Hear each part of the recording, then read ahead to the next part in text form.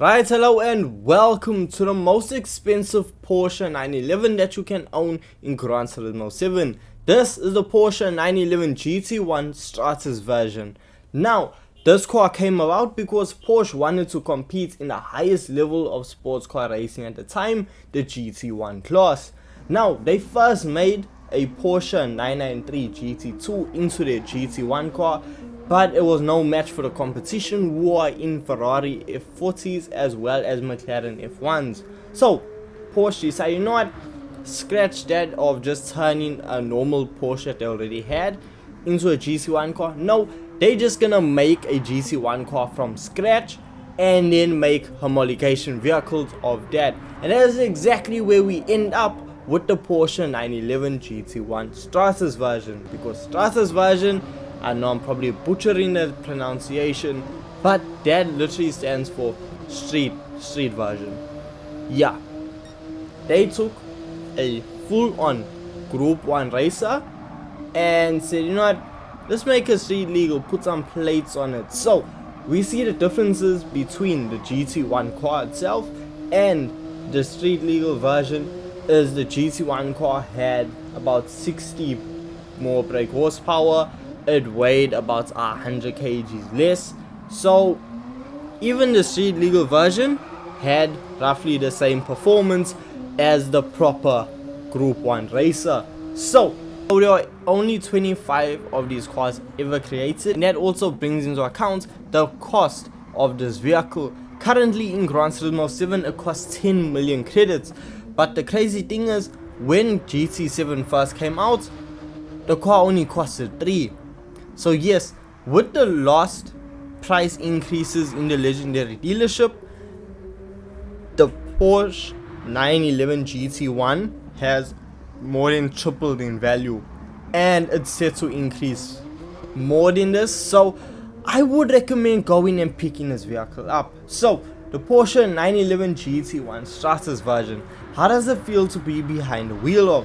So firstly, when you get behind the wheel of this car, you are gonna experience, honestly, a feeling that might be underwhelming, because honestly that was what I first felt when I got behind the wheel of it. Just the overall acceleration of the vehicle, I wasn't like, wow, this is really mind-blowing. Look, don't get me wrong, this vehicle can accelerate all the way up to over 310 kilometers per hour bone stock, and this is coming from a vehicle that was made in 1997, so it's not the youngest thing around, and the fact that it's doing modern performance is incredibly impressive. So coming around Kyoto Driving Park, we hit a max speed of 250 kilometers per hour coming up to the first corner before we need to slam on the brakes and make it around the corner.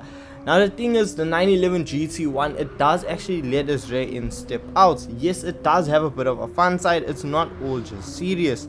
But what I also noticed is the 911 GT1 also tends to understeer a bit. It's nothing that'll really ruin the driving experience, but it is something that you might pick up on. Now, the overall braking response from the vehicle is quite adequate. There's nothing to really be like, wow, it's incredible. The real thing that's gonna bring you is when you are on a massive straightaway, the fact that this car just feels like it's accelerating forever. It just wants to keep gaining speed, and that's what I really find impressive. Now with the massive body kits on this car, it's a lot wider, a lot lower, and has a lot more aero than your standard 911 vehicles, because we see that this vehicle actually has, I think, the same or maybe even more downforce than your modern day GT4 vehicle, and I think that is insane, because we see we have 300 downforce in the front and 400 in the rear.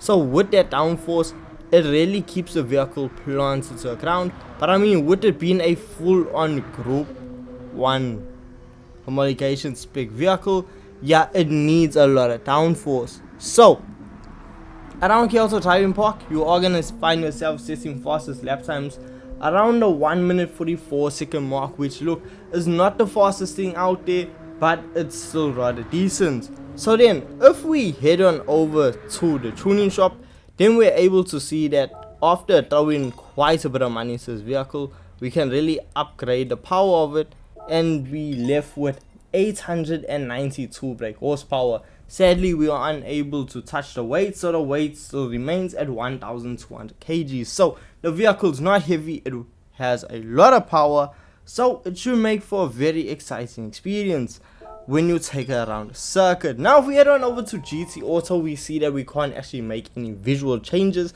besides actually swapping the wheels or just putting on a livery. That's about it. You can't really change any other aspect about the Porsche 911 GT1. So now once we head back on over to KL Driving Park, we see that the vehicle's acceleration is so much better. It's absolutely insane how this car just feels like it wants to keep going and going and going. Down KL Driving Park, straight away we hit 298 kilometers per hour before we need to slam on the brakes. Damn near 300 kilometers per hour before you need to start slowing down. And that's the thing, once you slam on the brakes, you actually slow down. There's no moment or point in time where you start thinking, okay, this is getting a bit sketchy. Somehow the Porsche is able to handle this level of power and keep itself calm and reserved. That's why you are able to set quite fast lap times. With me setting fastest lap time of 1 minute 30.1 seconds around KL Driving Park. But I can really see that number improve all the way down to getting sub 130s, running into your maybe high 129s. The Porsche 911 GT1 STRASSENVERSION version is a fantastic vehicle to pick up, and the fact that the market is only uptrending right now, I highly recommend you to actually get your hands on the Porsche 911 GT1 right now while it's still affordable. I say that with quotation marks because you can't really call a car that's 10 million credits affordable, but overall the acceleration, the overall performance and handling of the Porsche 911 GT1 is absolutely fantastic. And the only drawback that I have from it is that we aren't able to adjust the downforce on the vehicle. I feel like if the vehicle had a bit more downforce, it would be a real weapon of destruction. But we see that the vehicle is still fun, it does set fast laps. But when it comes to using this vehicle in money grinding events, I can see you using this around the WTC 700 with some detuning done to the vehicle. How well you'll do, I don't know, because we see that with this vehicle being fully upgraded, we are sitting at over 700 performance points, coming in at just under 800 with 792 performance points. So yes, just under that 800 pp mark. So yes, the car has really good performance stats, and you can feel that when you take it around the circuit. The vehicle is extremely responsive, it listens to your inputs and acts accordingly. At no point in time that I feel stressed or worried that the vehicle was doing its own thing, because it was completely reserved and knew exactly what it was doing. So if you're looking for a fantastic vehicle to take around any circuit, well, look no further than the Porsche 911 GT1 STRASSENVERSION version. With that being said, thank you so much for watching, thank you so much for your time, and I will see you guys in the next Gran Turismo video. Peace.